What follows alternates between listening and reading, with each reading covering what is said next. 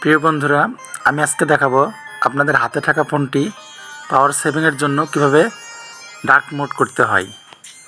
তো dark mode করতে হলে আমাদের প্রথমে ডায়াল প্যাডে ক্লিক করতে হবে। ডায়াল প্যাডে ক্লিক করার পরে এই যে কর্নারে থাকা 3 ডট আছে এখানে ক্লিক করতে হবে। তারপরে সেটিংসে ক্লিক করতে হবে। সেটিংসে ক্লিক করলে নিচে দেখবেন চুজ থিম লেখা আছে, এই চুজ থিমে ক্লিক করতে হবে। এখানে ক্লিক করলে লাইট মোড, ডার্ক মোড দুটাই শো করবে।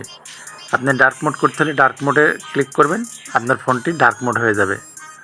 আবার যদি লাইট মোড করতে চান তাহলে আবার লাইট মোড দিলে ফোনটি লাইট মোডে চলে আসবে।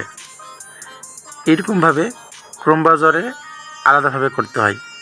যদি আপনার ফোনটি ক্রোম ব্রাউজারটি শুধু ডার্ক মোড করতে চান তাহলে গুগল ক্রোম ব্রাউজারে ক্লিক করবেন। তারপরে সেখান থেকে উপরে মেন আইকন মেনুতে ক্লিক করবেন। আইকন মেনুতে ক্লিক করলে আপনার সামনে এইরকম একটা ইন্টারফেস আসবে। তারপর আপনি স্ক্রল করে নিচের দিকে নামবেন।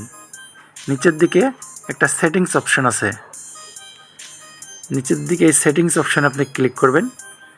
সেটিংস অপশানে ক্লিক করলে আপনার ফোনটিতে এরকম একটা ইন্টারফেস শো করবে। এখানে নিচে স্ক্রল করে নিচে নামবেন। নিচে নামার পরে দেখবেন থিম নামে একটা অপশান আছে, এই থিম অপশানে ক্লিক করলে আপনার ফোনের লাইট মোড এবং ডার্ক মোড দুইটাই শো করবে। আপনি লাইট মোডে নিতে চাইলে লাইট মোডে নিতে পারবেন, আবার ডার্ক মোডে নিতে চাইলে ডার্ক মোডে ক্লিক করবেন। এইভাবে আপনার ফোনটি ব্যাটারি দীর্ঘজীবী হবে।